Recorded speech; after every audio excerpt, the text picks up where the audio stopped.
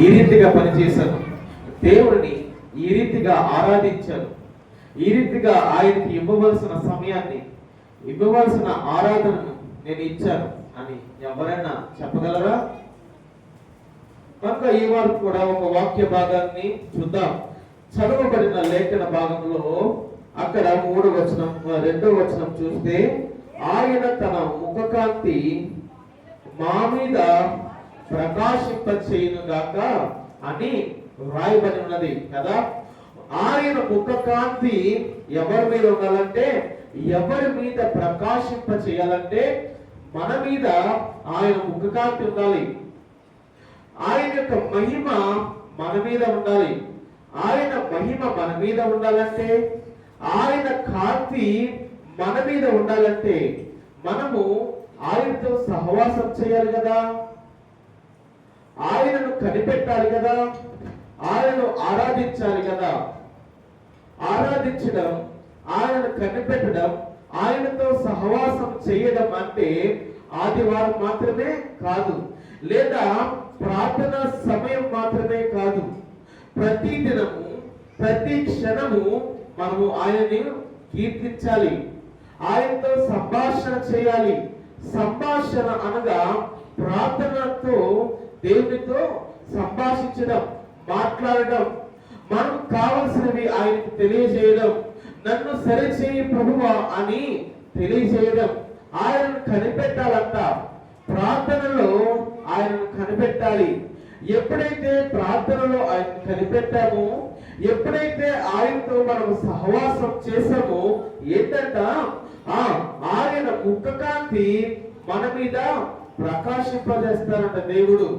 మరి ఆయన ముఖకాంతి మన మీద ఉంటుందా?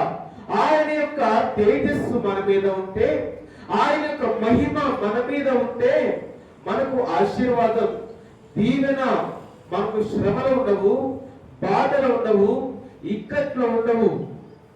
మనము అనేకమైన శ్రమలు పడుచు ఉండవచ్చు, అనేకమైన ఇబ్బందులు గురవుతూ ఉండవచ్చు. కానీ ఆ యొక్క శ్రమలలో మనము దేవునితో సంభాషిస్తే, ఆ యొక్క హీన దశలోనే దేవునితో మాట్లాడితే దేవుడు మన యొక్క ప్రార్థనను వినే దేవుడు. కనుక మనము ఆయనను కనిపెట్టాలి. ఎప్పుడైతే ఆయనను కనిపెడతామో ఆయన ముఖకాంతి మన మీద ఉంటదంట. ఎప్పుడైతే ఆయన మనం కనిపెడతామో, ఎప్పుడైతే ఆయన యొక్క ముఖకాంతి మన మీద ఉంటుందో, ఆయన మనకు బాహువుగాను, ఆయన మనకు రక్షణ ఆధారముగాను ఉంటాడంట. హల్లెలూయా, హల్లెలూయా. కనుక ఈరోజు దేవుడు మనకి ఇస్తున్న వాక్యం ఏంటంటే, దేవుని యొక్క ముఖకాంతి మన మీద ఉండాలంటే, ఆయన మనకు బాహువుగా ఉండాలంటే, రక్షణ ఆధారముగా మన మీద ఉండాలంటే, మనతో ఉండాలంటే మనం ఏం చేయాలంటే ఆయనను కనిపెట్టాలి. ఆయనను కనిపెట్టాలి. ఏ రీతిగా అంటే ఆయనతో సహవాసం చేయాలి. ప్రార్థనలో, ఆరాధనలో, సంఘములో, దేవుని యొక్క మందిరములో, బలిపీఠము ఎదుట, దైవ జనుల ఎదుట విశ్వాసులతో మనం ప్రార్థన చేసినప్పుడు, ఆయనను కనిపెట్టినప్పుడు ఆయన ముఖకాంతి మన మీద ఉంటుందంట. ఆయన ముఖకాంతి ద్వారా, ఆయనను కనిపెట్టడం ద్వారా ఆయన ఎలా ఉంటాడంటే ఉదయకాలపు బాహువుగాను, ఆపత్కాలమున రక్షణ ఆధారముగా ఉంటాడంట. యెషయా గ్రంథము 33వ అధ్యాయము 2వ వచనం చూద్దాం. యెషయా గ్రంథం 33వ అధ్యాయము 2వ వచనం. నీ కొరకు కనిపెట్టుచున్నాము, మాయందు కనికరించుము. ఉదయకాలమున బాహువుగాను, ఆపత్కాలమున మాకు రక్షణ ఆధారముగాను ఉండుము. హల్లెలూయా, హల్లెలూయా. మమ్మను కరుణించు ప్రభువా, నేను కనిపెట్టుచున్నాను, మమ్మను కరుణించుము. నీవు మాకు ఉదయకాలమున బాహువుగాను, ఆపత్కాలమున రక్షణాధారముగా ఉండు ప్రభువా అని ఈ రీతిగా లేఖనకారుడు రాస్తున్నాడు. ఉదయకాల బాహువు. బాహువు అనగా బలం. ఇంగ్లీష్ లో స్ట్రెంత్ అంటారు కదా, బలం. బాహువు అంటే బలం. ఆయన మనకు ఉదయకాలపు బాహువు అంటే ఉదయమున మనము ఉత్సాహంగా ఉంటాం, పనులు చేయవచ్చు. నిద్ర లేస్తాం కాబట్టి ఉదయాన్నే వాతావరణం బాగుంటుంది కాబట్టి మనం చాలా ఎనర్జెటిక్ గా ఉంటాం, ఉత్సాహంగా ఉంటాం, ఎలాంటి పనినైనా చేయగలం. అందుకే ఉదయకాలపు బాహువు అంటే బలము. మరియు ఆపత్కాలమున మాకు రక్షణాధారం. ఆపత్కాలం అనగా శ్రమలు వచ్చినప్పుడు, ఇబ్బందులు వచ్చినప్పుడు ఎలా ఉండాలంటే ఆయన రక్షణాధారముగా ఉండాలి. మరి ఆయన మనకు రక్షణాధారముగా ఉండాలంటే, మరి ఆయన మనకు బాహువుగా ఉండాలంటే, అంటే మనకు బలము ఇవ్వాలంటే మనము ఆయనను కనిపెట్టాలి కదా. ఇక్కడ లేఖనకారుడు అంటున్నాడు, నీ కొరకు కనిపెట్టుచున్నాము ప్రభువా అని అంటున్నాడు. మరి మనము కనిపెడుతున్నామా? విశ్వాసులుగా, దేవుని యొక్క కుమార్తెలుగా, దేవుని యొక్క కుమారులుగా మనము ఆయనను కనిపెడుతున్నామా? ఆయన కనిపెట్టాలి, ఆయన మహిమను స్వీకరించాలి, ఆయన తేజస్సులకు మనకు రావాలి, ఆయన స్వరమును వినాలి, ఆయన ప్రభావం మన మీద ఉండాలి, ఆత్మ పూర్ణత చెంది మనం ఉండాలి. కనుక ఆయన ముఖకాంతి మన మీద ఉండాలంటే 62లో చూసాం, ఆయన ముఖకాంతి మన మీద ఉండాలి కీర్తన గ్రంథంలో. ఇక్కడ 33:2 యెషయా గ్రంథంలో చూస్తే ఉదయకాలపు బాహువుగా మరియు ఆపత్కాలములో రక్షణాధారముగా ఆయన ఉండాలి. ఆయన ఉంటాడు మన మీద.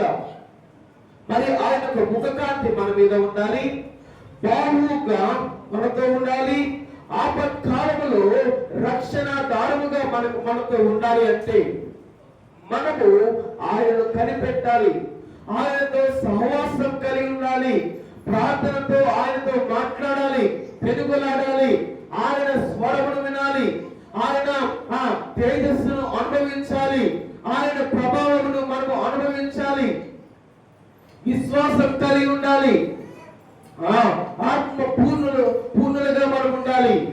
కనుక ఆయనను మనము కనిపెట్టాలి, ఆయనతో మనము సహవాసం కలిగి ఉండాలి. మనము పాత నిబంధన గ్రంథంలో చూస్తే సీనాయి కొండ మీద మోషే దేవుడిని కనిపెట్టాడు. అవునా? దేవుడు సీనాయి కొండ మీద ఉన్నప్పుడు మోషే అక్కడికి వెళ్ళినప్పుడు మోషే దేవునితో కనిపెట్టాడు, దేవునితో మాట్లాడాడు, దేవుని యొక్క మహిమను చూచాడు, దేవుని యొక్క ప్రభావమును అనుభవించాడు. మరియు ఇంకొక ఉదాహరణ చూస్తే సమూయేలు బాలుడిగా ఉన్నప్పుడు అతను నిద్రిస్తున్న సమయమున ఏమైందంటే దేవుడు పిలిచినప్పుడు, దేవుడు సమూయేలు అని పిలిచినప్పుడు 3 సార్లు తన యజమానుడు పిలుస్తున్నాడేమో అని వెళ్ళాడు. కానీ 4వ సారి అయితే యజమానుడు కనిపెట్టమన్నాడు. కనుక 4వ సారి చిత్తము దేవ అని అన్నాడు కదా. మరి చిన్నవాడైన సమూయేలు నిద్రిస్తున్న సమయంలో దేవుడు సమూయేలు అని పిలిచినప్పుడు సమూయేలు ఏం చేశారంటే దేవునిని కనిపెట్టాడు. సీనాయి కొండ మీద దేవుని యొక్క మహిమను, దేవుని యొక్క ప్రభావమును, దేవుని యొక్క స్వరమును మోషే విన్నాడు. మోషే ఆ యొక్క మహిమను చూశాడు, మోషే ఆ ప్రభావమును అనుభవించాడు. కనుక ఈరోజు మీరు కూడా అలాంటి మహిమను అనుభవించాలి, అలాంటి దేవుని యొక్క ముఖకాంతి మన మీద ఉండాలి, మనము అలాంటి అనుభవంలోనికి వెళ్ళాలి. మోషే దేవుని యొక్క మహిమ కలిగి ఉన్నాడు కనుక, దేవుని యొక్క ప్రభావమును చూచాడు కనుక, దేవుని యొక్క స్వరమును విన్నాడు కనుక ఆయన బందీగా ఉన్న జనాంగాన్ని నడిపించాడు, నాయకుడిగా అయ్యాడు. సమూయేలైతే దేవుని యొక్క స్వరమును విని దేవుని యొక్క మహిమను తేలి చూచి గొప్ప ప్రవక్తగా మారాడు. అవునా? మరి మనము కూడా విశ్వాసులుగా, దేవుని యొక్క కుమారులుగా, దేవుని యొక్క కుమార్తెలుగా ఉన్న మనము కూడా అలాంటి మహిమను, అలాంటి ప్రభావమును, అలాంటి దేవుని యొక్క స్వరమును మనము కూడా గ్రహించాలి, కనిపెట్టాలి. ప్రార్థనలో, ప్రతి విషయంలో, ఆరాధనలో మనము ఆయనను కనిపెట్టాలి. ఈ యొక్క యాత్రా జీవితం శాశ్వతమైన జీవితం కాదు. లోకంలో ఉన్న జీవితము శాశ్వతమైన జీవితం కాదు. మనము ఆ యొక్క నిత్య జీవమునకు వెళ్ళాలంటే, ఆ యొక్క దేవుని యొక్క పట్టణమునకు వెళ్ళాలంటే మరి ఆయన కనిపెట్టాలి కదా, ఆయన మహిమను చూడాలి కదా, ఆయన ప్రభావమును మనము అనుభవించాలి కదా. ఆయన ప్రభావమును అనుభవించకుండా, మనము ఆత్మ పొందకుండా, మనము పరిశుద్ధాత్మను పొందకుండా, ఆయన స్వరమును వినకుండా, ఆయన ఇచ్చు మహిమను మనము తేలి చూడకుండా, నేను విశ్వాసిగా ఉన్నా, నేను విశ్వాసంలో అధికముగా ఉన్నాను, నేను ఆయన యొక్క నిరీక్షణ ఉంచాను అని చెబితే అది ఆ లోకములో ఉన్న వారికి అవునా ఈమె లేకపోతే ఇతడు గొప్ప విశ్వాసి అనే సాక్ష్యము వారు కలిగి ఉంటారేమో, కానీ దేవునికి అది ఎంత మాత్రము ఇష్టముగా ఉండదు. మహిమ లేకుండా, దేవుని యొక్క మహిమను చూడకుండా, దేవుని యొక్క ప్రభావమును అనుభవించకుండా, స్వరమును మనము వినకుండా, పరిశుద్ధాత్మ మనలో లేకుండా ఉంటే మనము ఎంత మాత్రము ఆ యొక్క నిత్య జీవములోనికి వెళ్ళాం. ఆయన ఎంత మాత్రము మనకు బాహువుగా ఉండడు, ఆయన ఎంత మాత్రము మనకు బలము ఇవ్వడు. మనకు ఆయన బలమునివ్వాలి, మనకు ఆయన శక్తినివ్వాలి. ఆయన ఆత్మ ద్వారా మనము అనేకమైన కార్యములు చేయాలి. విశ్వాసంలో అయితేనేమి, కుటుంబంలో అయితేనేమి, మన జీవనంలో అయితేనేమి, ప్రతి విషయంలో మనం విజయం సాధించాలంటే, ప్రతి విషయంలో మనము దేవుని యొక్క సహాయం ద్వారా విజయం సాధించాలంటే మనము ఆయనను కనిపెట్టాలి, ఆయన మహిమను మనం కనిపెట్టాలి. ఎప్పుడైతే ఆయన మహిమను కనిపెడతామో, ఎప్పుడైతే ఆయన యొక్క ప్రభావమును, ఆయన యొక్క మహిమను, ఆయన యొక్క శక్తిని మనము అనుభవిస్తామో, అప్పుడే మనకు ఆయన తన ముఖకాంతి ద్వారా మనల్ని ప్రకాశింపజేస్తాడు. హల్లెలూయా, హల్లెలూయా, హల్లెలూయా. మరి అలాంటి మహిమను మనం పేరు చూస్తున్నామా? ప్రభావము, దేవుని యొక్క ప్రభావమును మనం అనుభవిస్తున్నామా? దేవుడు ఇచ్చు ఆత్మను మనం స్వీకరిస్తున్నామా? మనం ఏ రీతిగా మనం జీవిస్తున్నాము? మన విశ్వాస స్థితి ఏ రీతిగా ఉంటుంది? మన సహవాసం ఏ రీతిగా ఉంటుంది? దేవునితో మనం గడిపే సమయము ఏ రీతిగా ఉంటుంది? మన హృదయము దేనికి ప్రాధాన్యత ఇస్తున్నాం? మనము దేవుని యొక్క బాహువును అనగా ఉదయకాలపు బాహువు అనగా బలము, ఆయన బలము మనకు ఇవ్వాలి కదా. ఆయన మనకు రక్షణ ఆధారముగా ఉండాలి కదా. మరి ఆయన మనకు రక్షణ ఆధారముగా ఉండి ఆయన బలమును మనకు ఇవ్వాలంటే మనము ఆయనను కనిపెట్టాలి, మనము ఆయన మహిమను తేరి చూడాలి, ఆయన ప్రభావమును అనుభవించాలి. ఇది ఏమి చేయకుండా దేవుడు నన్ను రక్షించి నన్ను అభివృద్ధి చేయాలి, నా కుటుంబాన్ని దీవించాలి, నా యొక్క పిల్లలు బాగుపడాలి, నా యొక్క కుటుంబం ఆశీర్వదించబడాలి, నేను దీవించబడాలి, నాకు మంచి ఆరోగ్యం కావాలి, నా యొక్క ఆపత్కాలం నుండి నేను బయటకు రావాలి అంటే ఎలా సాధ్యమవుతుంది? మనము దేవుని యొక్క మహిమను తేరి చూడకుండా, ఆయనను కనిపెట్టకుండా, ఆయనకి ఇవ్వవలసిన ప్రాధాన్యత ఇవ్వకుండా, ఆయనకు చెందవలసిన ఆరాధనను మనకి ఇవ్వకుండా, నాకు జరగాలి, నాకు మేలు జరగాలి, నాకు విజయం రావాలి, ఆపత్కాలం నుండి బయటకు రావాలి, ప్రళయకరమైన ఇబ్బంది నుండి నేను బయటకు రావాలి, దీవించబడాలి, ఆశీర్వదించబడాలి అంటే ఎలా సాధ్యమవుతుంది? ఎలా అది విజయం సాధించగలం? మనకి ఎలా విజయం వస్తుంది? కనుక రాదు. మరి మనకు విజయం కావాలి అంటే ఆయనను కనిపెట్టాలి, ఆయన మహిమను మనం చూడాలి, ఆయన ప్రభావమును అనుభవించాలి, పరిశుద్ధాత్మను మనము పొందాలి, ఆయన ఇచ్చే స్వరమును మనం వినాలి, ఆయన మనతో సంభాషించాలి, మనం ప్రార్థన చేయాలి అన్ని రీతిగానే. అప్పుడే మనకు విజయం, అప్పుడే మనకు ఎలాంటి శోధన నుండైనా మనకు విజయం కలుగుతుంది. విశ్వాసులుగా మనం ఉన్నాం, కానీ మనలో అభివృద్ధి లేదు, మనలో ఏమి ఒక ఎదుగుదల లేదు అంటే, ఇంకా నువ్వు అలాంటి స్థితిలో ఉన్నామంటే, విశ్వాసంలోనైనా అభివృద్ధిలోనైనా దేంట్లోనైనా ఆ రీతిగానే ఉన్నామంటే, మనలో మన మీద ఆయన ముఖకాంతి లేదు. ఎందుకు ఆయన ముఖకాంతి మన మీద లేదు అంటే, మనము ఆయనను కనిపెట్టడం లేదు, ఆయన మహిమను మనం అనుభవించడం లేదు, ఆయనకి ఇవ్వవలసిన ఆరాధన మనం ఇవ్వడం లేదు, ఆయనకు చెందవలసిన ప్రార్థనను ఆయనతో సంభాషించట్లేదు. కాబట్టి దేవుడు అంటున్నాడు, యెషయా గ్రంథం 63వ అధ్యాయములో 13వ వచనం చూద్దాం.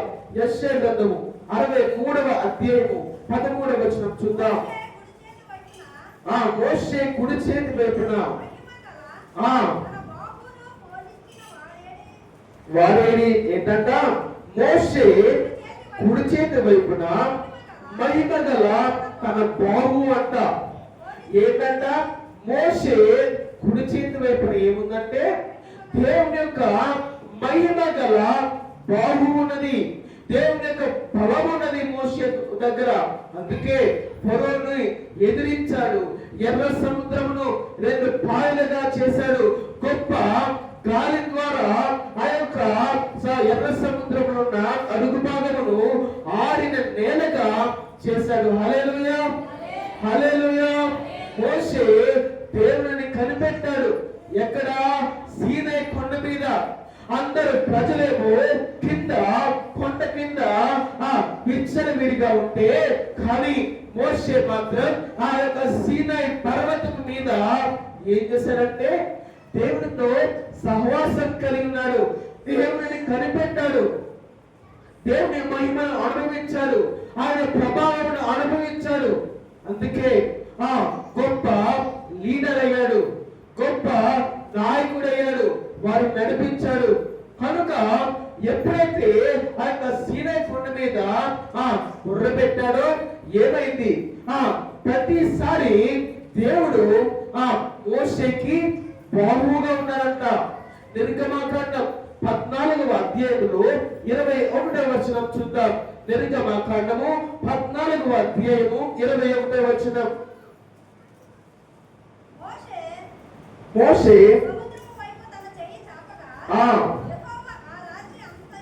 యెహోవా ఆ రాత్రి అంతయు బలమైన తూర్పు గాలి చేత సముద్రమును తొలగించి దానిని ఆరిన నేలగా చేశాను. హల్లెలూయా, హల్లెలూయా.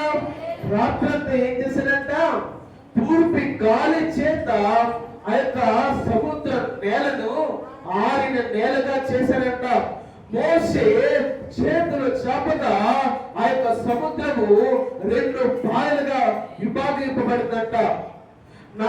మనము మామూలుగా ఎలాగంటే అవుతుందా? అవ్వదు. దేవుని యొక్క బాహువు మోషేతో ఉన్నది కాబట్టి ఆ యొక్క ఎర్ర సముద్రము 2 పాయలుగా విభాగింపబడింది. మనకన్నా శక్తిగా ఉన్న వారితో మనం యుద్ధం చేయలేం, గొడవ పడలేం, ఎదిరించలేం. మరి మనుషులతోనే మనం అలా ఉంటే, ప్రకృతి, దేవుడు సృష్టించిన ప్రకృతి సముద్రము ఎంత బలముగా ఉంటుంది. భీకరముగా శబ్దములు వస్తాయి, అలలు వస్తాయి. ఇక్కడ మన దగ్గర ఉన్న గోదావరిలోనే చాలా భయంకరంగా ఉంటది ఒక్కొక్కసారి. మరి సముద్రం కూడా ఆ రీతిగానే ఉంటది కదా. ఇంకా బలమైన గాలులు, ఇంకా బలమైన అలలు వస్తాయి. కానీ దేవుని యొక్క బాహు, తన మహిమగల బాహు మోషే దగ్గర ఉన్నది కాబట్టి, మోషే తన చేతులు చాపినప్పుడు దేవుని యొక్క బాహువు అతని దగ్గర ఉన్నది కాబట్టి, ఆ యొక్క సముద్రము 2 పాయలుగా విభాగింపబడి ఆ యొక్క తూర్పు గాలుల చేత ఆ యొక్క నేల అంతా ఆరిపోయింది. హల్లెలూయా, హల్లెలూయా, హల్లెలూయా. మరి మోషే దేవుని యొక్క బాహువు కలిగి ఉన్నాడు. మరి మనము దేవుని యొక్క బాహువు కలిగి ఉన్నామా? దేవుడిచ్చే శక్తిని పొందుకుంటున్నామా? దేవుడిచ్చే మహిమను మనం పొందుకుంటున్నామా? కనుక మోషే కనిపెట్టాడు, మోషే విజయం సాధించాడు. మోషే దేవుని యొక్క మహిమను చూచాడు, మోషే దేవుని యొక్క ప్రభావమును చూశాడు కనుక మోషే దేవుని యొక్క బాహువును పొంది ఆ విజయం సాధించాడు. మరి మనము కూడా విజయం సాధించాలంటే మనకు కూడా ఆయన ఉదయకాలపు బాహువుగా ఉండాలంటే, బలముగా ఉండాలంటే, మనకు రక్షణ దారముగా ఉండాలంటే ఆయన కనిపెట్టాలి. లోకంలో జనం ఏ రీతిగా ఉండవచ్చు మనం చూసాం. అక్కడ కింద జనులు, ఆ ఇశ్రాయేలు జనులు వివిధ రీతిలో ఉండవచ్చు, లోకంలో ఉండవచ్చు. కానీ మోషే మాత్రం దేవుని దగ్గరికి వెళ్ళి దేవునితోనే సంభాషించాడు, దేవునితోనే గడిపాడు కదా. మరి మనము కూడా లోకంలో అనేక మంది జనులు ఉంటారు, అనేక క్రియలు చేస్తూ ఉంటారు. మనము అలాంటి క్రియలు చేయకుండా దేవుని మీదే ఆధారపడి దేవుని మీదే మనం ఉంటే ఆయన మనకు బాహువుగా ఉంటాడు. ఆపత్కాలమున మనకు రక్షణ ఆధారముగా ఉంటాడు. మరి వారు ఎర్ర సముద్రం దగ్గరకు వచ్చినప్పుడు వెనకాలేమో ఫరో యొక్క రథములు సైన్యముతో ఈ ఇశ్రాయేలు మీదకు వస్తున్నారు. ముందేమో ఎర్ర సముద్రం, అది ఎలాంటి పరిస్థితి అంటే ఆపత్కాల పరిస్థితి. అలాంటి ఆపత్కాలమున మోషేకి దేవుడు బాహువుగా ఉండి, అలాంటి ఆపత్కాలమున దేవుడు మోషేకి ఆ యొక్క ఇశ్రాయేలు జనులకు ఏ రీతిగా ఉన్నాడంటే రక్షణాధారముగా ఉన్నాడు. హల్లెలూయా, హల్లెలూయా. మరాటి ఆపత్కాల సమయంలో మీకు కూడా ఆయన రక్షణాధారముగా ఉండాలి. ఉదయకాలపు బాహువుగా ఉండాలి. ఆయన ఉదయకాలపు బాహువు, ఆయన బలము, ఆయన ఇచ్చే శక్తి మనము పొందుకోవాలంటే ఆయనతో సహవాసం చేయాలి, ఆయనను కనిపెట్టాలి, ఆయనతో మనం ప్రార్థన చేయాలి, ఆయనతో మనం మాట్లాడాలి.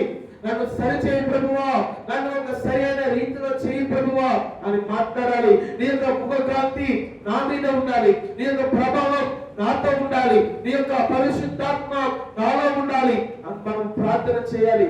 అది మనం దేవుని కనిపెట్టాలి. రోమీయులకు రాసిన పత్రిక 10వ అధ్యాయం 13వ వచనం చూద్దాం. రోమీయులకు రాసిన పత్రిక 10వ అధ్యాయం 13వ వచనం. ప్రభువు నామమును బట్టి ప్రార్థన చేయువాడెవడు వాడు రక్షింపబడును. హల్లెలూయా, హల్లెలూయా, హల్లెలూయా. ఎవరి నామమునంట? ప్రభువు నామమున ఎవరైతే ప్రార్థన చేస్తారో వారు రక్షించబడతారు. మనం అనుకున్నాం దేవుని కనిపెట్టాలి అనుకున్నాం. ఎలా కనిపెట్టాలి? ప్రార్థనలో కనిపెట్టాలి. ప్రార్థనలో కనిపెట్టినప్పుడు అంటే ప్రార్థన చేసినప్పుడు స్పష్టంగా ఉన్నది, రక్షింపబడతాడు. ఎలా రక్షింపబడతాడు ఆ విశ్వాసి ఎలా రక్షించబడతాడంటే ఆయనే రక్షణాధారంగా ఉంటాడు. కాబట్టి ఆ యొక్క విశ్వాసి రక్షించబడతాడు. ఆయన ఆ విశ్వాసికి బాహువుగా ఉంటాడు. కనుక మనము చేయు ప్రార్థన సరైన స్థితిలో ఉండాలి, మనము చేయు ఆరాధన సరైన క్రమంలో ఉండాలి, మనము ఆయనకు మహిమ, ఆయనతో మనము గడిపే సమయము సరైన రీతిలో ఉండాలి అంటున్నాడు. ప్రభువు నామమును బట్టి ఎవరైతే ప్రార్థన చేస్తాడో వారు రక్షింపబడతాడు. ఎలా రక్షింపబడతాడు? ఆపత్కాలంలో ఎలా రక్షింపబడతాడు విశ్వాసి? ఎలా రక్షింపబడతాడంటే ఆపత్కాలమున దేవాటి దేవుడు అనగా మన ప్రభువైన యేసుక్రీస్తు ఎలా మనకు ఉంటాడంటే రక్షణాధారముగా మనతో ఉంటాడు. ఆపత్కాలమున ఎలా ఉంటాడంటే ఉదయకాలపు బాహువుగా. ఉదయకాలపు బాహువు అనగా బలం. అలాంటి బలమును దేవుడు మనకు ఇస్తాడు. కనుక ప్రార్థన అంటే దేవునితో సంభాషణ, ఉచ్చరింప సత్యము. కానీ పురుగులతో మనము ఆయనతో ప్రార్థన చేసినప్పుడు, మనము ఆయనతో సంభాషించినప్పుడు ఆయన మనకు విజయం ఇస్తాడు, మనకు జవాబు ఇస్తాడు. ప్రతి దానికి మనకు జవాబు ఇస్తాడు. మరి అలాంటి జవాబు మనం పొందుకోవాలి, అలాంటి విజయం మనం సాధించాలి, అలాంటి ఓ గొప్ప ఉన్నతమైన స్థానమునకు మనం వెళ్ళాలి. కనుక దేవుని యొక్క ముఖకాంతి మన మీద ఉండాలి. దేవుని యొక్క ముఖకాంతి మన మీద ఉండాలి. ఆయన ఉదయకాలపు బావుగా మనతో ఉండాలి. మరియు ఆపత్కాలపు రక్షణ దారుగా ఆయన మనతో ఉండాలి. బావుగాను రక్షణాధారముగాను ముఖకాంతిగాను ఆయన మనతో ఉండాలంటే మనము ఆయనను కనిపెట్టాలి. ఆయనతో మనము సహవాసం చేయాలి. ఆయన ఇచ్చే మహిమను అనుభవించాలి. ప్రభావము మనం పొందుకోవాలి. పరిశుద్ధాత్మను మనం పొందుకోవాలి. ఆయన స్వరమును మనం వినాలి. విశ్వాసంలో సరైన స్థితిలో ఉండాలి. లోకంలో ఎంతమంది అయినా ఉండవచ్చు, అది వేరే విషయం. ఇశ్రాయేలు జనాలు అనేక మంది అనేక రీతుల్లో ఉన్నారు. కానీ మోషే అయితే దేవునితోనే ఉన్నాడు కనుక విజయం సాధించాడు. అలాగే మీరు కూడా లోకంలో అనేక మంది ఉంటారు. ఇరుగు పొరుగు వారు అనేక స్థితులలో ఉండవచ్చు. కానీ మనమైతే మనం ఎలా ఉండాలంటే మోషే ఎలాగైతే దేవునితోనే ఉన్నాడు, మనము కూడా దేవునితోనే ఉండాలి. మనము కూడా దేవునిచ్చి బాహువును మనం పొందుకుంటూనే ఉండాలి. ఆయన మనకు రక్షణాధారముగా ఉండాలి. మనను ఆయన రక్షించాలి, పోషించాలి, సంరక్షించాలి అంటే మరి మనం సరైన స్థితిలో ఉండాలి కదా. సరైన స్థితిలో ఉండాలి.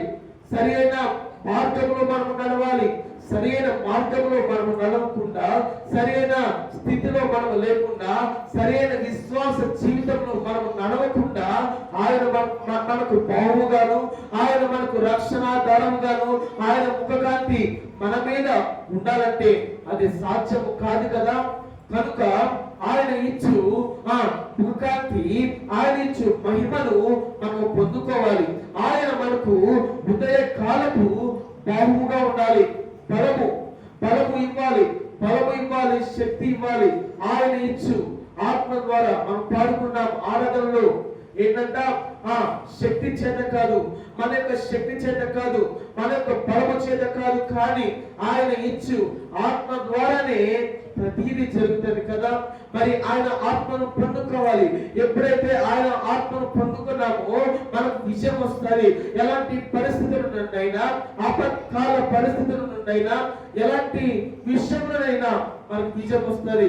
మరి అలాంటి విజయం, అలాంటి గొప్ప క్రియ, గొప్ప స్థితికి మనం వెళ్ళాలంటే ఆయనను కనిపెట్టాలి, ప్రార్థన చేయాలి, ఆయనతో సహవాసం కలిగి ఉండాలి, ఆయన స్వరమును వినాలి, బలిపీఠం దగ్గర ఆయనకు మొరపెట్టాలి. ప్రభువా నా యొక్క ప్రార్థనను విను, నా యొక్క ధ్వనిని విను ప్రభువా, నాకు నీ యొక్క ఆదరణ దయచేయి, నీ యొక్క స్వరము ద్వారా నాతో మాట్లాడు, నాకు జవాబు ప్రభువా అని ప్రార్థన చేసినప్పుడు తప్పకుండా విజయం వస్తుంది. మోషేను నడిపించిన దేవుడు, సమూయేలును గొప్ప ప్రవక్తగా చేసిన దేవుడు మనల్ని చేయలేడా? చేయగలడు. చేయగలిగిన సమర్థుడు మన దేవాతి దేవుడు. అనేక మంది అనేకమైన విగ్రహాలకు ఆరాధన చేస్తూ ఉండవచ్చు, వాటిని పూజిస్తూ ఉండవచ్చు, కానీ దాంట్లో జీవము లేదు. కానీ మన దేవుడు అయితే జీవము కలిగిన దేవుడు. ఆయన నమ్మదగిన వాడు. ఆయన ఒక్కడే దేవుడు. ఆయన ఆత్మ పూర్ణుడు. ఆయన మనల్ని నడిపించే దేవుడు కనుక ఆయనను కనిపెడతాం, ఆయనతో సహవాసం చేద్దాం, ఆయన స్వరము విందాం, ఆయన ఇచ్చి పరిశుద్ధాత్మను మనం స్వీకరిద్దాం. ఆయన మనకు బాహువుగా ఉండాలి. ఆయన మనకు రక్షణ ఆధారముగా ఉండాలి. ఆయన మనకు ఉదయకాలపు ముఖకాంతిగా, ఉదయకాలపు బాహువుగా, ఆపత్కాలపు రక్షణాధారముగా మనకు ఉండాలి. మరి మనం అలాంటి విశ్వాసంలోకి వెళ్ళాలంటే సరైన స్థితిలో, సరైన మార్పు కలిగి, సరైన విశ్వాస జీవితం కలిగి మనం ఉండాలి. కనుక ఈ రీతిగా ఈ రోజు దేవుడు మనతో మాట్లాడినాడు. సరైన స్థితిలో మనం వెళ్ళాలి. ఈ యొక్క 2024వ సంవత్సరంలో 10 నెలలు గడిచిపోయి, 10 నెలలు గడిచిపోయినా మీరు అనుకున్న విషయం సాధించలేకుండా ఉండవచ్చు.